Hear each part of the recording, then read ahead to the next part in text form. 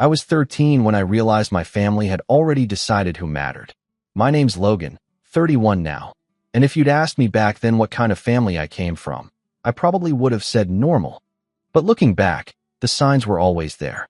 Subtle at first, like how my achievements were nice, while my younger sister, Haley, got full-on dinner celebrations for every minor trophy. Or how my parents always seemed a little too quick to drop everything for her dance recitals, while I'd sit alone at my soccer games, wondering if they got stuck in traffic again. They didn't. They just didn't come. Haley's 2 years younger than me, and, to be fair, she was gifted. The kind of kid who sparkled on stage, who could walk into a room and draw every pair of eyes without trying. She had the charm, the grace, and the uncanny ability to cry on cue, which worked disturbingly well when she needed to get out of trouble or pin something on me. My parents, Lisa and Craig, were absolutely smitten with her. Not just in a proud parent kind of way, more like they saw her as some kind of golden investment. At first, I didn't mind. I wasn't the type to compete for attention. I liked tinkering with electronics, building stuff in the garage, learning how things worked. While Haley was perfecting pirouettes and getting standing ovations at the school play, I was wiring old computers back to life and making small cash fixing phones for neighbors. I was proud of my little projects. But my parents never really looked up from Haley long enough to notice. And when they did, it was usually to say something like, "That's nice, Logan, but don't spend too much time on that stuff. You don't want to burn out before you even get to college." College. That became the line in the sand. Haley was groomed for it. Elite summer camps, tutoring, college prep courses starting freshman year. Me? I was told to be realistic and consider trade school. Nothing wrong with trade school, of course. But it wasn't my dream. I wanted to study engineering, maybe even start a tech company someday. But whenever I mentioned it, I got the same response. A tight-lipped smile and a lecture about not everyone being cut out for big dreams. It stung, but I pushed through. I figured if I just proved myself, they'd come around. So I kept working, fixing things, learning to code, teaching myself software design from old manuals and YouTube videos. I built my first app at 16. It was clunky, ugly, and barely worked. But it was mine. I remember showing it to my parents, expecting something. Interest, curiosity, maybe even pride.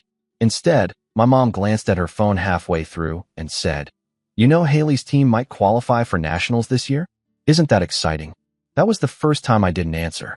Just nodded and left the room. The older we got, the worse it got.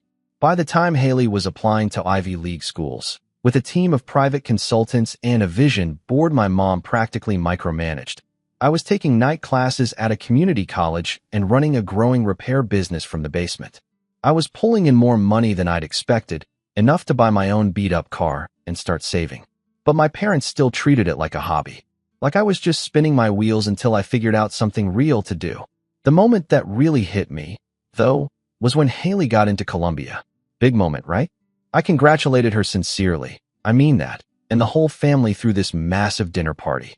Friends, extended relatives, catered food, champagne for the adults.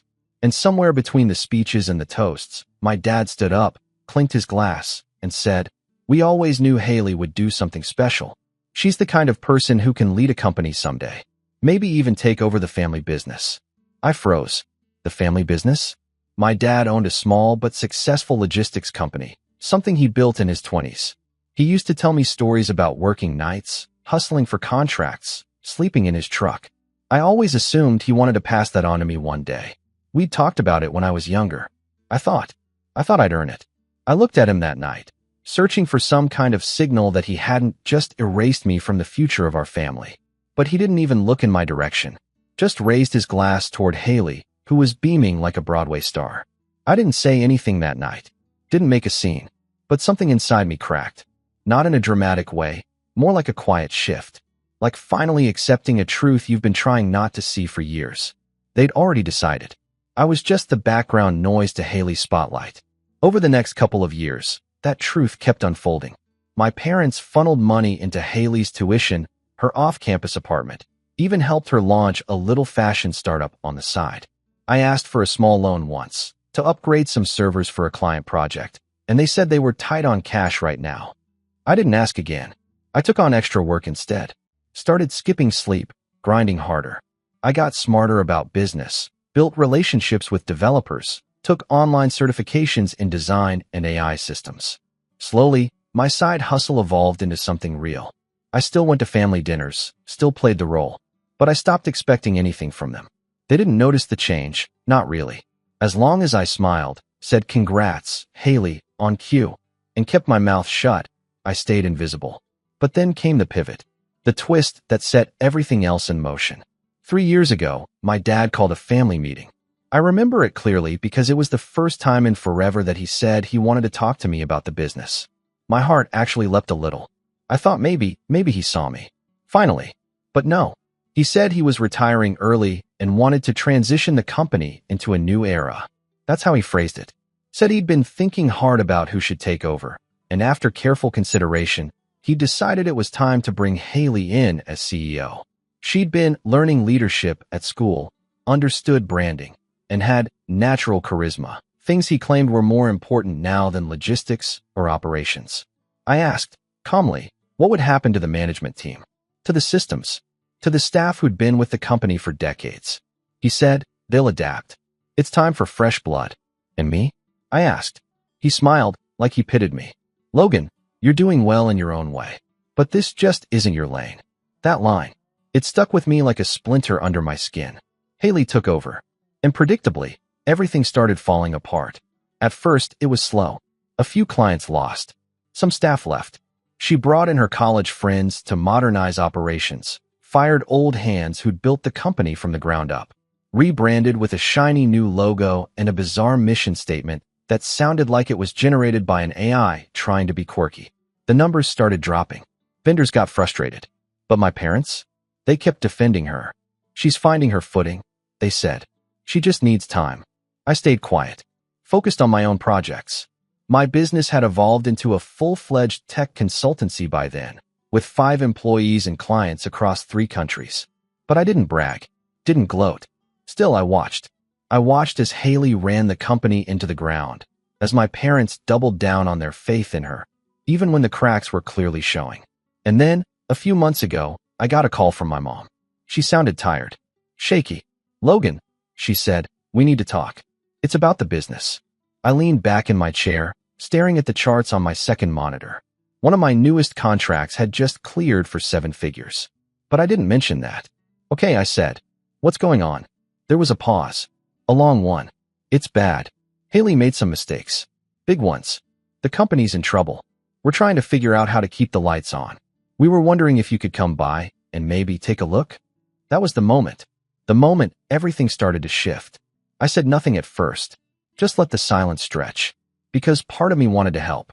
Despite everything, they were still my family. But another part, an older, sharper part, remembered all the times they chose her. All the times I was told to stay in my lane. All the dinners I spent smiling while they toasted her success like I didn't exist. And now? Now they were calling me. Begging. That's when I realized. They hadn't just underestimated me. They'd forgotten I existed. And now? Now they were remembering. At the worst possible time. But the thing is, I wasn't the same Logan they'd pushed aside. And I had no intention of saving them quietly. I didn't go over to their house right away. Not because I was trying to be dramatic, but because I needed to feel that they needed me. After years of being the afterthought, the shadow in Haley's spotlight, it felt strange having them reach out first. My mom sent a follow-up text the next day. Logan, I know you're busy, but this is serious. Dad is worried. We could really use your insight. I almost laughed at that. Insight. As if I hadn't been quietly building my own empire while they poured every resource into my sister's vanity projects. Still, I agreed to come by later that week. I didn't wear a suit.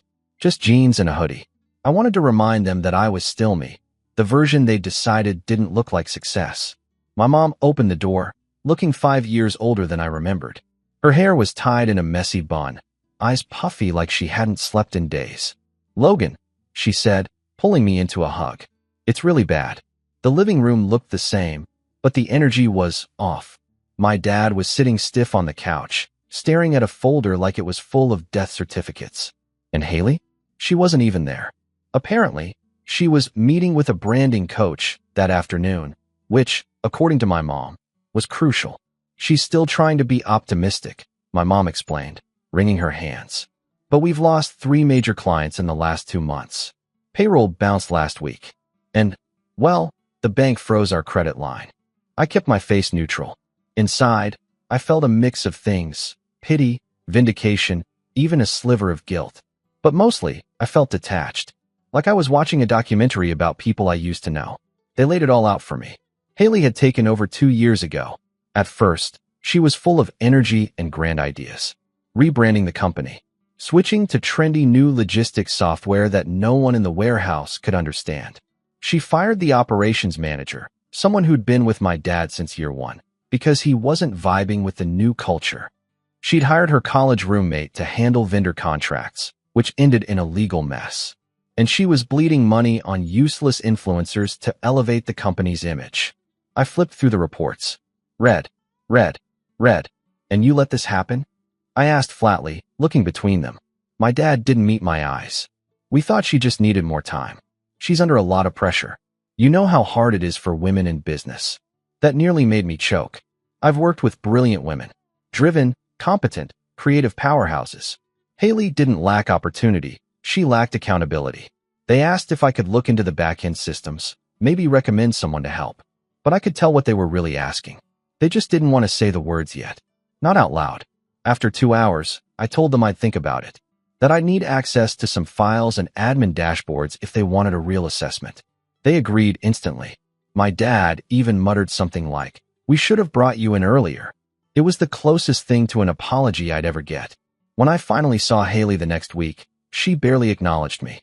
"Oh, hey Logan," she said, flipping her sunglasses onto her head. "You're here to do IT stuff, right?" I looked at her, waiting. She smirked. "Don't worry, I won't get in your way. I know it's more your speed. More my speed." She still saw me as the nerd in the garage, fiddling with wires while she conquered the world. But the world she built was burning, and she hadn't even noticed the smoke. Over the next few weeks, I dug in. And what I found was worse than I expected. Haley had misclassified employees as contractors, leading to a mountain of back taxes. She defaulted on multiple service contracts. There was a $60,000 marketing campaign that led to zero ROI, because the influencer she'd hired turned out to be shadow banned for scamming followers. The CRM was a mess. Orders were falling through the cracks. And somehow, she was still drawing a 6-figure salary and expensing luxury handbags as client gifts. I put together a 20-page report. I outlined immediate threats, midterm recovery options, and long-term strategic pivots. I color-coded everything. My team? Yes, I had a team. Helped mock up automation tools that could streamline their process and cut costs by 40% within 3 months. I sent it to my dad and said we should meet in person. When I showed up that Saturday, Haley was there. "I read your little report," she said before I even sat down. "Cute. Very spreadsheet Y." My mom flinched. "Haley, please." "No, I mean it," she continued, arms folded. "It's all so logical. So binary. But business isn't just numbers, Logan. It's about vision, and relationships, and storytelling." "Haley," I said, calmly, "your storytelling lost the company $300,000 last quarter." She rolled her eyes. "You're just bitter. You always have been. This isn't about saving the company. It's about you trying to prove something." I looked at my dad, at my mom, waiting for them to intervene. They didn't. So I stood up. "You're right," I said. "This isn't about proving anything. Because I already did. I built something on my own. I don't need your validation." I turned to my parents. "But if you want this company to survive, she can't be in charge. Not even on paper. I'll help. But only if I have full control. Operational. Financial. Legal." Haley gasped like I'd slapped her. "You're not serious. You want them to just hand it over to you?" "No," I said. "I want them to save it. You ran it into the ground. I'm offering to fix it." For a moment, no one said anything. Then my mom stood. "Maybe we should talk about this calmly." "No," I said. "It's not a discussion. It's a decision." My dad looked torn. His pride in Haley was written all over his face. But so was the exhaustion, the fear. And then Haley said the thing that finally snapped the last thread of goodwill I had left. "If you do this," she said, pointing at me like a child, "I'll tell everyone you sabotaged me. That you planted bad data. I'll go online, Logan. I have followers. You don't get to erase me just because you're jealous." The room went dead silent. and my mom, actually looked scared. That's when I realized. They knew. Maybe not everything, but they knew she was unstable, knew she was careless, and they let her do it anyway, because they were too scared of breaking her perfect golden girl image, even as the house crumbled. I'm done, I said quietly. If you want my help, I want it in writing. Full authority. I'll have my lawyer send over a draft. You've got 48 hours. Haley laughed, but there was no real sound in it. Just air and desperation. You think you're better than me? She whispered. No, I said, walking toward the door. I know I am. And then, just before I stepped out, my mom called after me. Logan, please, don't walk away from us. I paused, but I didn't turn around, because after everything, they still hadn't said what needed to be said. And until they did, I wasn't coming back. I didn't cry when I left that house. I didn't scream. I didn't throw things or call my best friend or drown myself in whiskey like some dramatic movie character. No, I drove home in silence, windows down, letting the cool wind numb my face. When I got back to my apartment, a minimalist space with more servers than furniture, I sat on the edge of my bed and stared at the wall. It was a weird feeling. Not quite anger, not quite sadness, just empty. I guess I'd always held on to this tiny hope that maybe, one day, things would balance out. That my parents would see me, not just glance at me, not just remember to send a birthday text, but really see me. As someone capable, as someone worthy. But what Haley said that day, and how quickly they let her say it, stripped that illusion clean off. They weren't going to choose me. They never had. And it was time I stopped waiting around like some backup quarterback, hoping to get called off the bench. For the first week after that blowout, I didn't do much. My team at the consultancy picked up the slack. I had automated a good chunk of the admin side, and our client base was stable. We were okay. I was okay. But inside, I felt like I'd been cracked open. Not destroyed, but definitely peeled back to something raw. Exposed. On day 8, I pulled out an old composition notebook from high school. The cover was frayed, corners bent. Inside were sketches, my original ideas for an app I'd once dreamed of building. It was dumb, maybe. Just a tool to help small businesses track their inventory across different platforms. Back then, I didn't have the skill to make it real. Now I did. That was the moment something clicked. If I was going to rise, it had to be on my terms. No more waiting for their approval. No more trying to prove anything to people who only knew how to look past me. I stayed up that night until 4 a.m. mapping out version 2.0. No distractions. No second guessing. Just pure, focused work. It felt good. Familiar. Like coming home to a version of myself I hadn't visited in years. That same week, I met with a mentor, someone I'd known through a tech incubator years ago. Her name was Camille, ex-Google, now investing in underrepresented founders. I told her I wanted to pivot, build something scalable, not just fix broken systems for other people, but create my own. She listened, asked questions, took notes, and then she said something that stuck with me. They underestimated you. That's their loss. But don't make it yours too. So I got to work. Again, my consultancy team thought I was nuts at first. Shifting our focus meant we'd lose some steady revenue. But I had enough saved to keep us afloat for 6 months, maybe more. And I'd rather gamble on myself than keep cleaning up other people's messes forever. We started small, just me, an engineer named Eli, and a UX designer named Marcy. We met every day in my apartment. No whiteboards. No ping pong tables. Just laptops, coffee, and furious brainstorming. The product was simple in theory, an intuitive, AI-powered logistics platform for small to mid-sized businesses. One that could learn patterns, suggest solutions, and cut overhead costs in half without needing a dedicated IT team. I called it Glassline, because it was built to make the invisible visible, every shipment, every delay, every dollar. And something about that name felt personal. The first version launched in 6 months. It wasn't perfect, but it was clean, fast, and best of all, it worked. We got beta users through LinkedIn connections, and word of mouth spread fast. By the end of year 1, we had over 300 businesses using it. I didn't take a paycheck the entire time. I lived modestly. No vacations, no shopping sprees, no flashy car. Just me, building something real while everyone else still thought I was just some basement tech guy who didn't understand the bigger picture. Occasionally, I'd get updates through the grapevine.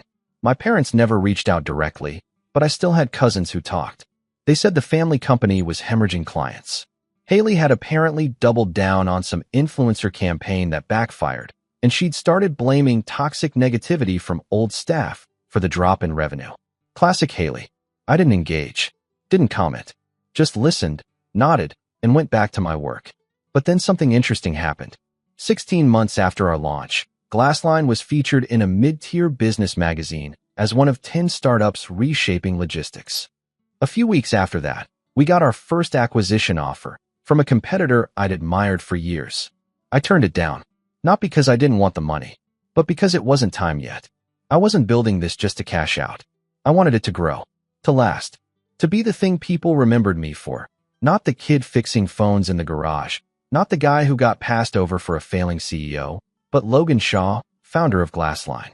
A month later, I got a text from my mom. "Logan, can we please talk?" I stared at it for a long time. The next morning, I got a call from my dad. I didn't pick up, but then something shifted. I got an email, official this time, sent from the family company's domain. It was a formal request to consult on a last-ditch restructuring plan. They were finally using the word I'd waited years to hear. Help. Not because they wanted to be kind, not because they saw me, but because they were drowning. The business was on the brink of collapse. Vendors were walking. A lawsuit had been filed by a former warehouse manager who claimed wrongful termination. Haley had apparently left town for a spiritual retreat and wasn't answering emails. And their accountant, who I vaguely remembered as a guy named Dennis who smelled like cough drops, had resigned mid-quarter and left no notes. They didn't just want me to help. They wanted me to save them. And for a brief moment, I almost said yes. Not because they deserved it, but because the company did. There were still employees there. People I remembered from holidays and company picnics. People who had once handed me snacks and patted my head and said, "You're going to be just like your dad someday." But then I read the last line of the email. "We hope you'll consider this." Haley did her best. Please understand, this wasn't her fault. That was the nail in the coffin. Even now, they couldn't admit the truth. Couldn't call it what it was. So I didn't reply. Instead, I forwarded the email to Camille and asked her to set up a meeting with our legal counsel. If they were serious about a handover, it wasn't going to be a casual favor. I was done doing things out of guilt or hope. I had built something they never believed I could. And now that it was standing taller than the empire they gave away to Haley, now they wanted back in. But I was no longer the kid waiting in the wings. I was the one holding the curtain open, and they were about to find out just how much that stage had changed. It was strange how calm I felt drafting the email. No bitterness, no adrenaline rush, just quiet clarity. Camille sat across from me in the co-working space we'd upgraded to after closing our first big round of funding. The room was bright, modern, full of glass walls and warm lighting. The kind of space I used to dream about when I was coding from a rickety desk in my bedroom with takeout boxes stacked beside me. Now it was real. Mine. "I'm not doing this out of spite," I told her as I hit send. "I know," she said, "but you're also not doing it out of guilt. And that's important." She was right. For the first time, I wasn't reacting to my family. I was responding to reality. With precision. With leverage. With power. The letter I sent wasn't aggressive. It was professional. I addressed it to both my parents, outlining the potential acquisition of their company by Glassline Technologies Incorporated. It wasn't a consultation offer. It wasn't a proposal for shared leadership. It was a buyout offer, with terms attached. Complete operational control. Full ownership transfer within 30 days.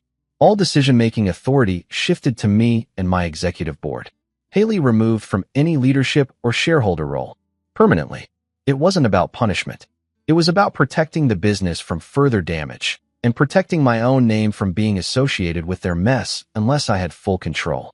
I sent it, closed my laptop, and didn't think about it again for the rest of the day.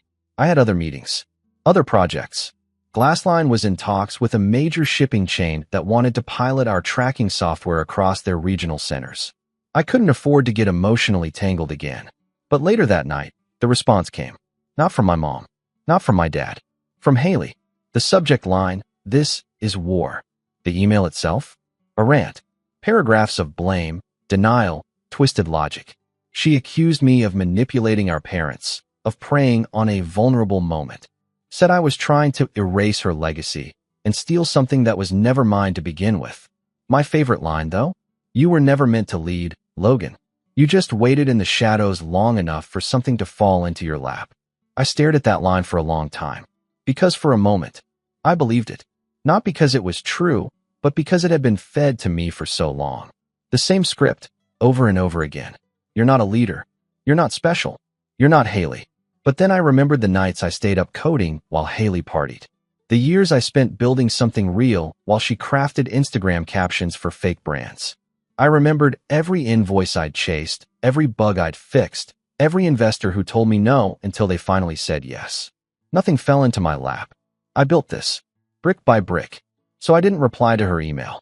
I forwarded it to my lawyer and asked him to file it away under hostile communications. If she wanted war, I'd meet her with silence and strategy. The next few days were a blur of planning. My legal team got to work drafting a formal letter of intent. Camille and I met with our CFO and finance advisors to determine the ceiling for a strategic buyout.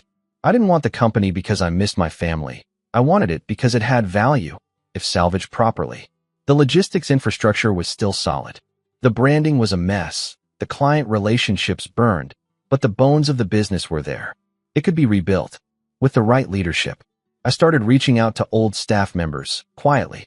The ones Haley had let go when they didn't align with her aesthetic. They were wary at first, hesitant to talk. But once I explained what I was doing, the responses changed. One by one, they offered to come back. With conditions, sure. But the trust was there. They remembered me. Not as the kid who used to hang around the office on half-days, but as the guy who never talked down to them. Who asked questions. Who actually cared about how things worked. I also tapped my CTO, Eli, to review the failing back-end systems at the family company. He hacked together a demo that showed exactly how our Glassline platform could replace the outdated infrastructure and save hundreds of thousands within a year. It wasn't just about taking over, it was about evolution. Meanwhile, Camille pulled strings with a few silent investors who were interested in expanding our reach. They didn't care about the family drama. They cared about ROI. And if I could secure the acquisition, it would open doors into a different market segment entirely. Things were falling into place. But then came the curveball. My parents requested a meeting. Not over email. Not through lawyers. In person. At the office. Not their crumbling one mine. At first, I hesitated. Every instinct told me it was a trap. Some emotional appeal. Some guilt trip designed to make me flinch. But Camille convinced me to take it. You don't have to agree to anything, she said. But power isn't just about winning. It's about showing up on your terms. So I said yes. They arrived late. My mom looked tired, more than before. Her blouse was wrinkled, and there was a visible stain on her sleeve. My dad looked smaller. Not physically, but emotionally. Like the years had finally caught up with him. They sat across from me in the glass conference room, sunlight casting clean lines across the table. You've come a long way, my dad said, eyes scanning the space. I have, I said simply. Why are we here? My mom spoke first. We read the offer. And we're not ready to sign over everything. I waited. Said nothing. But, she continued, we're willing to give you partial control. A transition period. 6 months of shared leadership.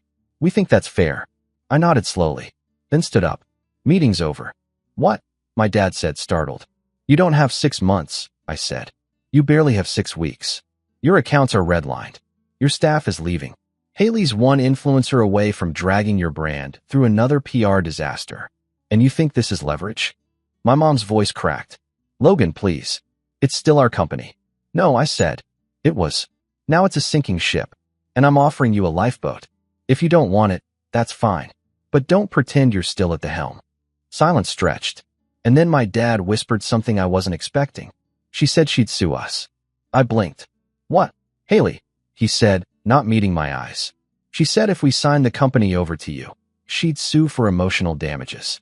Claim we cut her out unfairly. That we destroyed her future. I laughed. Actually laughed. That's rich, I muttered. She destroyed herself. I just offered to clean up. They didn't respond. I softened slightly. I'm not here to hurt her, I said. I'm here to save what's left. But I won't do it half-blind. I won't do it with one hand tied behind my back. They looked at each other. My mom wiped her eyes. Then my dad said, quietly, we'll talk to the lawyers. That night, I stayed up late in the office. I wasn't celebrating. Not yet. There was too much still at stake. But something inside me shifted. For the first time in my life, I wasn't just fighting for a seat at the table. I was building the damn table. Choosing who sat at it. What the menu was. What the rules were. I had the leverage now, and I was going to use it. Not to destroy, but to rebuild. In my image. My parents signed the papers exactly 12 days after that meeting. It happened on a Wednesday morning, in a lawyer's office overlooking the city skyline. The conference room was quiet except for the shuffling of papers and the occasional click of a pen. My mom didn't look at me. My dad's hand trembled slightly when he signed the last page. Haley wasn't there. She'd refused to attend, sending a furious email the night before that ended with, "You'll regret this. You'll all regret this." But I didn't regret anything. The moment the deal was done, Glassline Technologies officially acquired the family business, renamed it, restructured it, and began the full-scale transformation. We called it ShawLink. Not for ego. For clarity. The old company was tainted, bloated, broken. ShawLink was clean, precise, scalable. And for the first time in its 37-year existence, it was mine. The first thing I did was walk through the old building.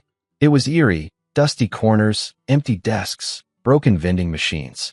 Half the warehouse lights didn't even turn on. My dad had once told me this company was his proudest achievement. But under Haley's leadership, it had become a husk. So we gutted it. Not completely, just enough to breathe life back in. We brought in my team from Glassline. They updated the logistics systems, automated half the manual processes, and implemented real-time shipment tracking with predictive delays. It took weeks of working late, weekends included. But the energy was electric. Everyone could feel it. Something big was happening. I personally rehired 5 people Haley had fired. The operations manager, Tim, nearly cried when I walked into the diner he worked at and asked if he wanted to come back. He didn't even ask about salary, just shook my hand and said, "I've been waiting for this day for years." The staff meetings felt different now. No more jargon. No more buzzword-heavy slideshows. We talked numbers, results, strategy, and people listened, not because I demanded it, but because I earned it. And then came the real moment of payoff. 3 months after the acquisition, we landed a contract with a nationwide medical supplier. They needed efficient, discrete distribution across 12 states with zero tolerance for delays. The old company would have buckled under the weight of that request. ShawLink executed flawlessly. And just like that, revenue doubled. Meanwhile, Haley imploded. After the sale, she tried to rally support online. Made a long, overly filtered video titled "The Truth About My Brother's Takeover," and painted herself as the visionary who had been cut down by corporate greed and patriarchal control. Her followers, mostly lifestyle fans and wannabe entrepreneurs, sympathized for about a week. Then screenshots surfaced. Emails, invoices, internal memos, leaks from staff who'd had enough. Turns out, trying to be a CEO while running a fashion blog doesn't sit well with actual business people. By the end of the month, her credibility was shredded. She lost sponsorships. Her branding coach dropped her. Even her favorite wellness retreat in Sedona canceled her speaking engagement. She sent me one final message. "Congratulations. Hope it was worth destroying your sister's career for a stupid warehouse." I didn't reply, because it wasn't about her career. It was about everyone else she'd stepped on trying to build it. My parents stayed quiet after the sale. For the most part. I heard from mutuals that my mom was embarrassed to go to her book club. That my dad stopped talking about the business at all. They hadn't just lost the company, they'd lost the illusion. For years, they thought they were shaping a dynasty through Haley. But they were just propping up a house of cards. 6 months after the acquisition, my dad called. I let it go to voicemail. His voice was low, worn down. "Logan, I just wanted to say, I saw the article in Forbes. You're doing something incredible. I'm sorry I didn't believe in you sooner." That should have hit me hard. It didn't. Because by then, I didn't need it. I'd already won. Not just the company. Not just the success. I won back myself. The version of me I used to bury for their comfort. The kid who fixed old phones and drew app sketches in composition notebooks. The teenager who swallowed his pride every time they said, "Be realistic." The man they tried to pretend was just doing okay in his own little way. He wasn't little anymore. He was the reason hundreds of people had jobs, families had income, and vendors were getting paid on time. And they knew it now. Everyone did. We held a relaunch event at the new headquarters, a modern facility on the outskirts of the city. It was sleek, energy efficient, and equipped with tech that made our old warehouse look prehistoric. Clients flew in from all over the country. We unveiled our new partnerships, presented future expansion plans, and celebrated the next chapter of Shawlink. I stood on the main stage at the end of the night. No script, no slides, just a microphone and a packed room. I want to thank everyone who believed in the work before the world did, I said. To the ones who stayed loyal, who got back up after every setback, who made something out of nothing. We did this. Together. The applause was thunderous. I stepped off stage and walked out into the cool evening air. There were stars overhead. Quiet. Clear. And for the first time in years, I wasn't carrying anything. No bitterness. No need for revenge. Just peace. And that, I think, was the real win. Because in the end, they didn't just underestimate me. They handed me the keys to prove them wrong. And I did it. Silently. Relentlessly. Without permission. But on my terms. And that was the last time anyone ever called me the Shadow.